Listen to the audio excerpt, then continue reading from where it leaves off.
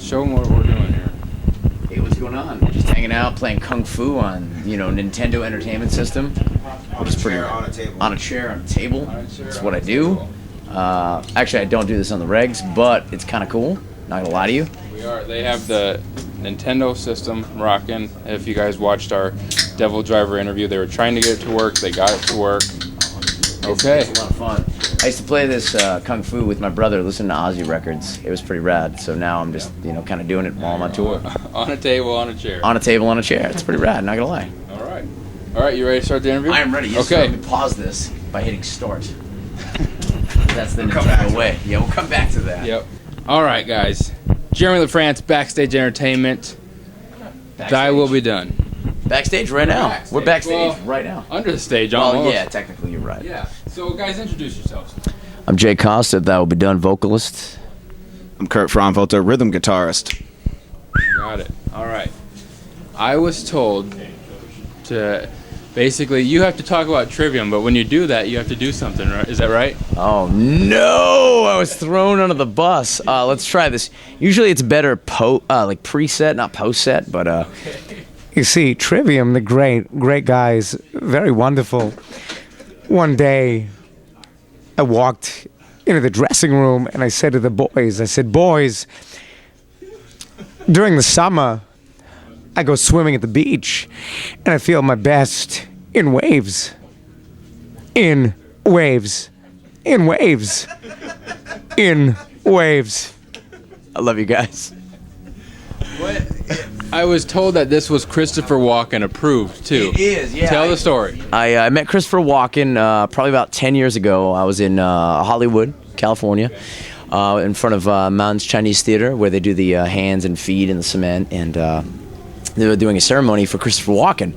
I was there, and we saw that the section was roped off, and it said reserved for Christopher Walken for Friday, and it was like a Wednesday night, and I'm like, okay, we're coming back on a Friday, and we're hanging out because Christopher Walken's going to be here. So we came back Friday night and on Friday afternoon, and we're hanging out and do the whole ceremony. Let's see, who was there? Quentin Tarantino, Kevin Pollak, Kevin Spacey. It was awesome. So fast forward, Christopher Walken's done doing his thing. He's about to walk through the crowd, walk past the crowd. I worked my way up to the front, and as he's walking by, I'm like, Chris, before you go, please, baby, give us a little cowbell. so he stopped, And he's like, that's great, that's funny, it's very good. So of course that made me happy. I was excited, and I asked him for a picture, and he said yes. And so he liked it, and we talked, and it's Christopher Walken approved. Like I said, it's better preset, but yeah, Christopher Walken approved.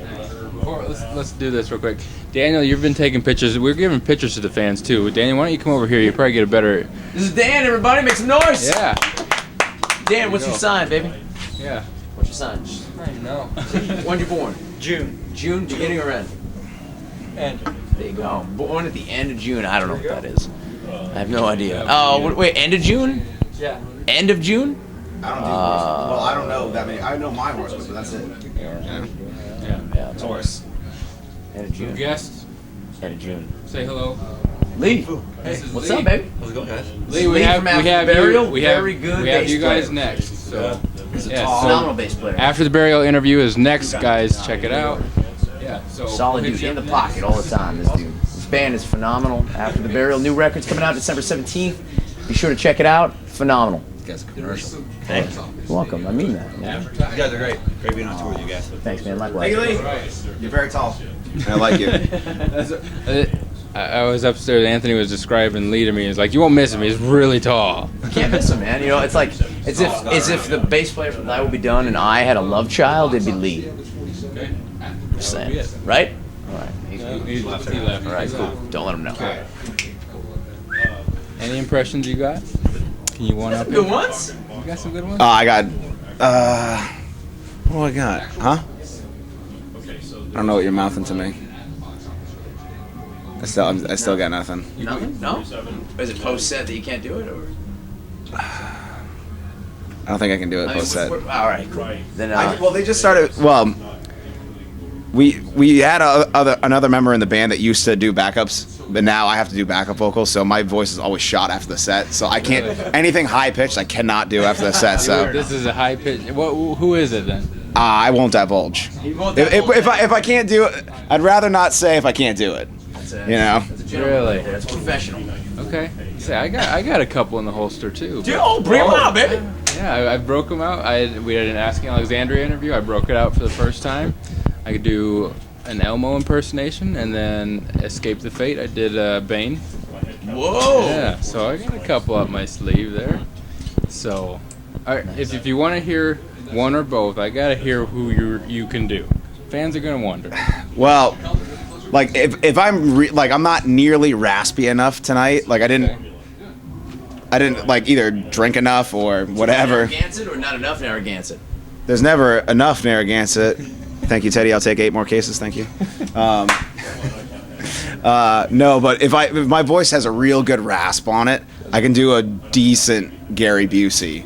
But it doesn't have enough tonight. Like like the other night when we were sleeping, it was like 19 degrees. Like when we were sleeping in our van. So like the next morning when I woke up, my voice was absolutely just like frozen and shot.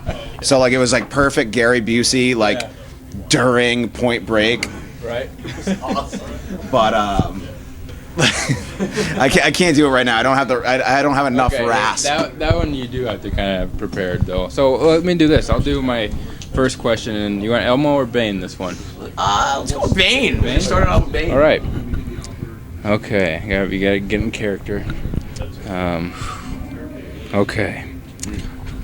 Temple in stores now. What is the hardest thing about putting it out? One of the very difficult things is putting a compact disc out in circulation and in a society, having them accept it for what it is and buy it and purchase it. I think what's difficult sometimes putting out an album is if you are someone who's creative minded, you don't necessarily feel like it's ever completed or it's ever finished.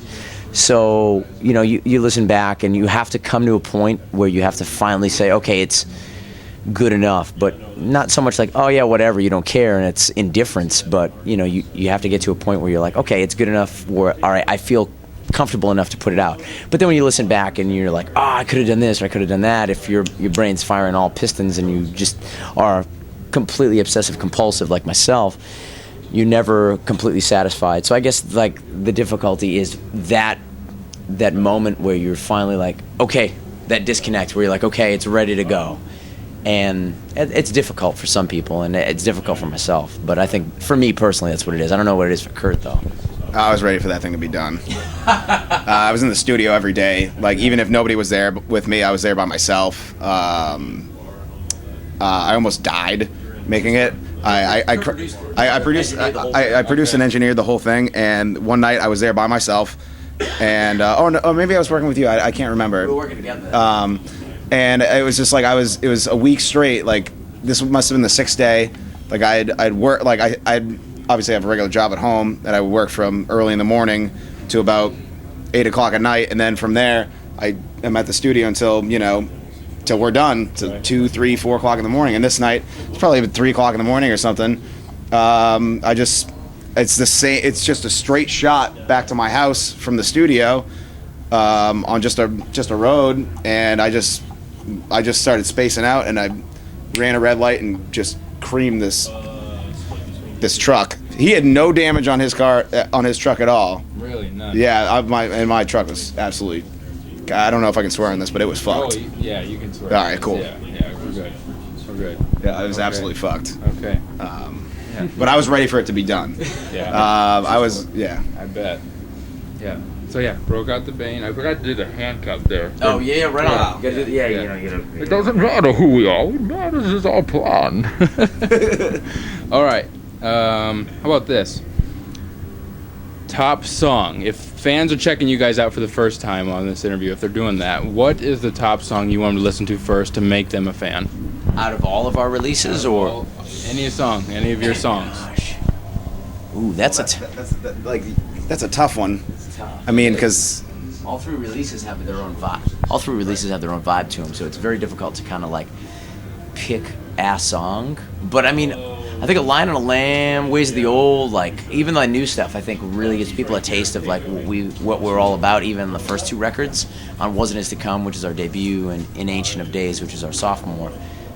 Now, what do you think? It's tough. I was gonna say, I mean, if it was just the EP, just the Temple EP, I was gonna say probably A Lion and a Lamb. It probably just it kicks you right in the balls, and it just doesn't stop the whole time. I mean, the first single off that was You, the Apathy, the Divine, and I think that gave, fans and people that might not have heard us before a nice taste of, what was to come. It ended up being #1 on Sirius XM Liquid Metal for 4 straight weeks. Thank you, Jose. Thank you. And it did phenomenally well. So. Yeah. There you go. Okay. Do you want to do this next one in the Elmo voice? Let's do it. Yes, please Do do. the Elmo. Okay, I get in character. Hi, baby. All right. This I wanted to. No, it's not. Wait, I have a daughter, so. Oh, don't you dare be sorry. Come on now. Ladies and gentlemen, Matthew Heafy. Matt, say hello. No, we're good. Yeah, say hello. In the closet with the toilet with no door. I didn't know we had a basement with pipes in the ceiling. Right. It looks like the beer taps are coming through here too. It's awesome. Yeah, if you our marker camera guys panning around the room here. This is what are we doing? You see this copper pipe right here? I mean, they didn't have to go out Looks of their like way. it might be part of the beer tapping system. I'm not sure, but they hopefully have Narragansett run through those lines. they don't. But I mean, we import. Okay. Anything in? Yeah. 8 more cases. There you go. Okay, I'm going to read this post. This quote was from your guys' Facebook earlier, whatever. It might have been yesterday. Oh, damn, today. son! All right, cool. Okay, I'll try it in the Elmo voice. This toy is amazing. That is all. Carry on. Why is this tour so amazing? Okay, this is why this tour is amazing. You have the co-headliners, like the two headliners of this tour, in my opinion, are some of the greatest modern metal bands right now. I don't care what anybody says. I don't care what anybody feels their opinion is. This is my opinion, and I'll go on record and say it. You have phenomenal musicianship between the two headliners. You have amazing songwriting, and you have two iconic bands. And to me, as a dual headliner bill, in my opinion, this is just my opinion, but in my opinion, as far as heavy metal is concerned, the way I grew up with heavy metal isn't what's necessarily the most popular, most current, most mainstream thing. It appeals to people who are maybe feeling a little bit more outcast, maybe feel a little left of center or a little right of center. That's heavy metal was there when I was growing up. I listened to it throughout school, and it was something I could connect with. So these two bands are, in my opinion, some of the best right now in the business right now, doing what they're doing. For us to be a part of that, and especially with After the Burial being on it, which in my opinion is another phenomenal band that are just impeccable musicians, that were, in my opinion, ahead of the curve as far as like what's going on with people doing what genre they fit in, but they also add to it, my opinion again. But this tour is amazing also because every single person, whether it's crew, and that's from everybody working on crew to the bus drivers, to everybody, to every band member, is absolutely cool with one another. There's no attitudes, there's no egos, it's people who are fans of heavy metal and music that happen to be in bands, and we're all touring together, and there's solid people who are all on the level and are really good people. And that's why this tour is amazing, because every day is fun. Everybody, from tour managers down, it's like everybody is just, they're good folks, they're good people, and that's what's important, man, and the fans have been awesome. So there you go, that's my spiel. I'm sticking to it. You concur? Yeah, I concur. I mean, it's awesome. It's every day. The Devil Driver crew. If we're running, if the show's running behind or something, they'll help us pull stuff off. There's nobody's better than anybody else, and we've been friends with Devil Driver for quite a few years, and we've got to hang out with the Trivium guys, a little bit, before days off and stuff like that, and they've all been absolutely 100% cool. You know, and nothing but good things to say about everybody. It's just an awesome time. I'm stoked to be out here. Yeah, it makes the end of the tour kind of be bittersweet there. We're not talking about the end of the tour right No. now, man. Do not make me cry on camera. No, I won't. Okay, we've had Look at this. We've had so much fun so much fun so far that we're gonna roll with the fun. Okay. So this is our BSC box. Fans have found Backstage Entertainment on Facebook, liked us, and got their questions into here. So yes, what we're gonna do is, who wants to start us out? Kurt. All right. Kurt. Okay, draw a question first. All right, sir. Here we go. Okay, now we'll read it. What's been your biggest embarrassment on stage? Oh, jeez. Now. Well, I know what he's gonna say. Okay, well, here's What? our thing that makes this pretty fun. All right. 1 through 55. Pick a number. 1 through 55. 55. 33. 33. While you answer this question, you have to act like a superhero. Oh. So we have fan submitted actions as well as fan submitted questions. Oh. So all right, here we go. So is this enough like a Superman? enough for you, BSC? Okay. So, well, it's biggest embarrassment on stage. I don't know. Well, this tour in particular, it's not amazingly embarrassing. It was more painful than anything else.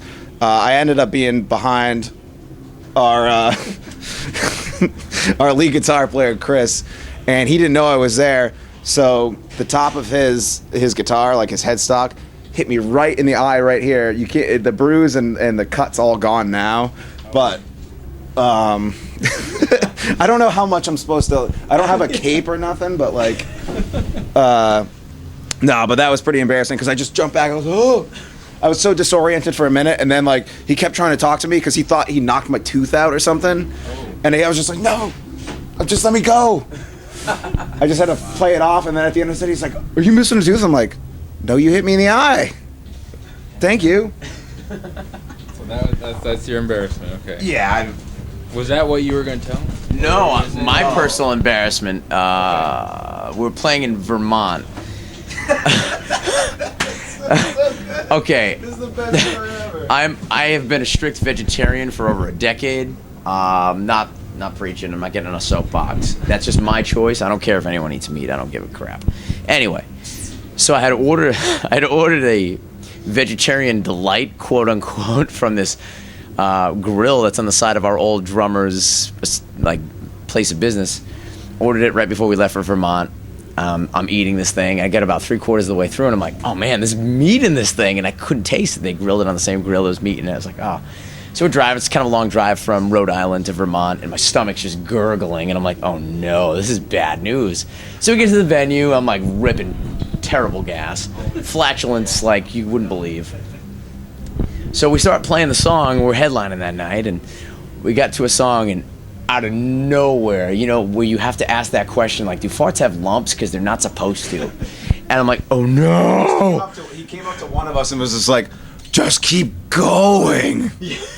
So, and we played a song that we've never ever played live, and that was the only time. That was the one and only time we ever played it. It's off our first album. It's the last song, and I run off stage, and granted, nothing hit the cotton. Go on record to say that. I was fortunate. I ran off stage, unbeknownst to me. I run into the ladies' room behind the drum riser, because the bathrooms are behind the stage. It's like this little pub in Vermont. The bathrooms are behind the stage. I run to the ladies' room, and I don't know if you're familiar with how a rhinoceros goes to the bathroom, or a hippopotamus rather, but let's just say I sprayed the porcelain terribly, okay? And of course, the way I was raised, I have to clean this now, so I'm Lysoling everything, and I'm wiping things down, and I'm cleaning stuff. This is all while we're still playing. Like the four of us are still out there just playing. And our lead guitar player at the time, he's gonna shout out right now, Rob Gill. I love you. I love you so much. I love Rob Gill. Yeah! Best dude ever. So he knocks on the ladies' room door. He's like, "You right in there?" I'm like, "Keep playing." So I'm wiping stuff down, and I could hear them laughing, and they start, just going into. Yeah, we probably played like a Metallica song or a Queensryche song or something like whatever, just to keep going with no vocals. I'm running out of the restroom and I'm just looking out at the crowd and they're all looking at me laughing and I'm like breaking the ice. I'm like, ladies, I just want to apologize for what just occurred. You might want to give it a minute because you need to. And it was just atrocious and I'm so sorry. But you asked and I'm telling you that was definitely embarrassing, but I'm glad I can share that with you. It's my favorite story. And I'm glad I was so there for it because I was laughing the entire time you were gone. I was just like, this dude is just destroying in there. It was awful. And you could, it just permeating, like the aroma was just, it was bad. it was just coming out to the stage and it was just bad news. So there you go. There it is. Yeah. That's it. Good times. Okay, now you get to pick one. My turn. I'm going in. All right. Dig deep. Oh, there's a couple there. This one is submitted from Jimmy from Omaha. Jimmy from Omaha writes on Twitter. What would Jimmy on Twitter would be? He'd be like at JimStars463. Yeah, like Cornhusk432. All right. All right. Sorry, Jimmy. Have you ever been starstruck by anyone you've met? Absolutely. Okay. 155 though. You gotta pick a number. 27. 27. Oh, you're distracted by your phone.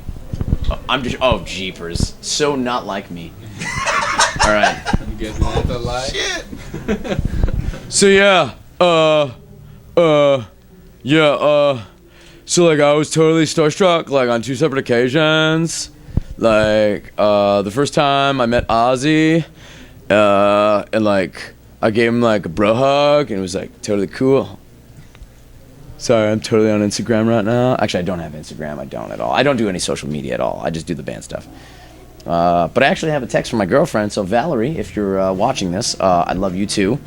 I'm in Nebraska, Lincoln, Nebraska to be exact. At Bourbon. And we're in the middle of an interview. Middle of an interview. I'm on a chair on a table. Please show them. Yes, sure. She needs snuggles. That's what she says. She is one of the greatest girlfriends ever, in my opinion. I absolutely love her and adore her. She is the sweetest human being ever. So I love you. Let's see. Yeah, met Ozzy, which was awesome, and gave him a hug. So cool. Black Sabbath and Ozzy, or like the early Ozzy records, are what I grew up on because of my brother and my uncle and my cousins. So that was just absolutely phenomenal. Then the next time was the first time I met James Hetfield, which was backstage at a Machine Head Metallica show. And he walked in. I was just hanging out with Rob Flynn and just shooting the baloney. And all of a sudden, when someone like enters the room and you kind of look over and Hetfield walks in, and like we're talking about a dude who has spent more time on my walls than paint, for the record, okay? Like this, I have so many Metallica posters, you have no idea. Like Metallica is the band, the reason why, like, I'm in a band. Anywho, so I saw him and I didn't want to fanboy on him, and I'm just like, I look over and I'm like, hey, what's up? He's like, what's going on, man? I was like, yeah, Hetfield, what's going on? And of course, this is like years before like Hetfield ended up picking or choosing That Will Be Done for the Orion Fest. So I absolutely love that man. Class act, all of Metallica, great dudes. They took very good care of us. So yeah, was that distracted by my phone enough? I don't know. Yeah. Steak dinners for catering. Thank you, Metallica. like, excuse me. I saw that. I mean, that's on your Facebook page, you guys. That's a pretty big deal. So, I mean, what was your reaction when you saw that? Well, I had a day off from work that day, so I was like sitting around in my underwear, like watching cartoons or something. And he calls me, and he's like he never like his voice never like shudders or whatever you want to call it. And he was like, "Dude, are you like sitting down?" I was like, "Of course I'm sitting down. I'm on my couch. It's my day off. Like what do you want from me?" Like, and he's just like, "But you're sitting down." I'm like, "Yes. What is it? Like what can I help you with?" And he's just like, "We're playing with Metallica." I'm like, "Excuse me?" I'm like, "Can you repeat that?" And he's like, "We're playing with Metallica." I'm like, and I went like this, and my phone like flew out of my hand, and I screamed and I fucking ran around my living room, and then I went, "We're actually playing with Metallica?" And he goes, "Yep." I'm like, and of course I was still like screaming and yelling, but I'm keeping it calm. But it was awesome. It was awesome. Nice. Yeah, pretty rad. You guys have some awesome stories. We do. Oh, well, we're very fortunate to have experienced some really cool things thus far. Yeah. I can't wait to catch you guys for the second interview. See what's happened since then. Wow. Let's hopefully by then even more stuff. I mean, how much time you got on that camera? Well, we got stories for days. We could have a whole different DVD. We could talk. All right, before we got down here, I said this would be one of the funnest interviews you guys would have. Okay. Did that hold its name true? It's been pretty fun. This has been I'm pretty stoked. I mean, every now and then I think somebody's still playing this, but it's paused. Yeah, exactly. But Nintendo's right here. Oh Yeah. So, and you were gonna miss out. He's like, no, I'm gonna sit this one out. But it's the Starstruck thing. No. When we were coming down here, Jay asked, "You guys want to be in the interview?" And Oh he said, yeah, I'm I gonna sit mean, this one out. Well, normally I do all the interviews. Generally, the guys are hanging out, partying, doing whatever, and like that's what I was like, oh, you want to join me on this one? And like for the release of the album, I did a lot of interviews with him since I engineered it and all that. But I normally like to just sit back and I just watch them later. But yeah, I mean, This will be a fun one to watch back, I think. yes, I agree. So much stuff going on with the pipes, Yeah, impressions. I mean, I should. They wouldn't give me a free beer upstairs, so I should just fucking cut one of these Cut the things wire. and fucking get my own. See you later. Thanks, bartender. I got my own. Narragansett. 8 more cases, Teddy. Thank you. Last message for fans out there. What do you guys want to leave them with? Thank you so very much for anybody who supports us and tells their friends about us. We sincerely feel like we're fans of music first. We're a band second. We only try to make music that we would want to hear ourselves. The moment you deviate from that, that's when things kind of change. So we appreciate the fact that you understand that, or that you respect that and appreciate that and support that. That we're not necessarily trying to be anybody else. Yeah, we emulate our influences like any band, but thank you so very much, and thanks for giving us an opportunity to do this. So thank you so much.